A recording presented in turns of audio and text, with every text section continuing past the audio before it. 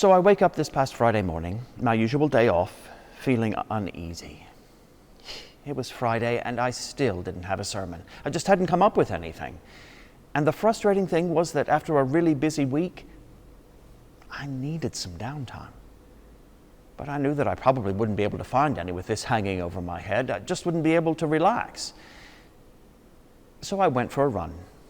Recently, that's helped me. I can't tell you the number of times I've gone for a run without any inspiration for a sermon and come back almost like magic with some fresh perspective.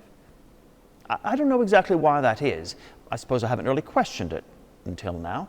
If I'm honest, I just assumed that it had something to do with, as they say, clearing the cobwebs. Running gets your heart rate up, delivers more oxygen to the brain, and, endorphins and all that. Somehow I notice that my distracted brain seems a little less distracted after a run. But all this makes running sound like some kind of joyous, blissful experience. I mean, why isn't everyone doing it if it makes you feel this great? Well, because the truth is, running doesn't always feel that great. It can feel awful. It, at times, actually hurts.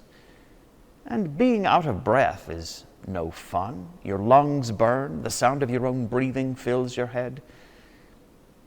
And unhelpfully, running is both monotonous and fatiguing. How about that? What a winning combination.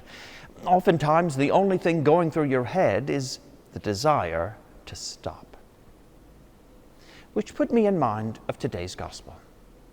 Jesus' experience in the wilderness is one of discomfort, isolation, hunger, exposure to the elements. 40 days of this, why would anyone put themselves through it? You want to refresh and recharge, be strengthened and stimulated? Go to the spa at the Sheraton Grand, not the Judean desert. And yet, this is where Jesus goes.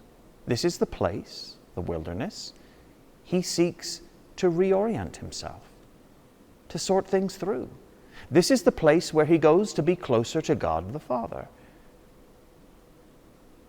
This gospel is often called the temptation of Christ, because in it the devil comes to interrogate Jesus and entice him to leave this place of weakness and exposure, to step into comfort. This is the voice anyone who's ever been running knows well. The voice, the reasonable sounding voice, urging you to stop, to change course. It's the voice that many find themselves hearing right now in tough times. In a world of discomfort and even breathlessness, the temptation is to abandon discomfort by latching on to simplistic answers, shifting the blame, and chasing quick fixes. And one can see how easy that is, so easy, to leave a place of openness with problems and uncertainty for a place of control, to stop being weak and seize authority. Satan's temptation in this gospel is to do just that, to take control. Each one of his offers removes the danger, the risk. No waiting, no dependence, no opposition. But it is this place, a place of sustained vulnerability, that the Lord chooses.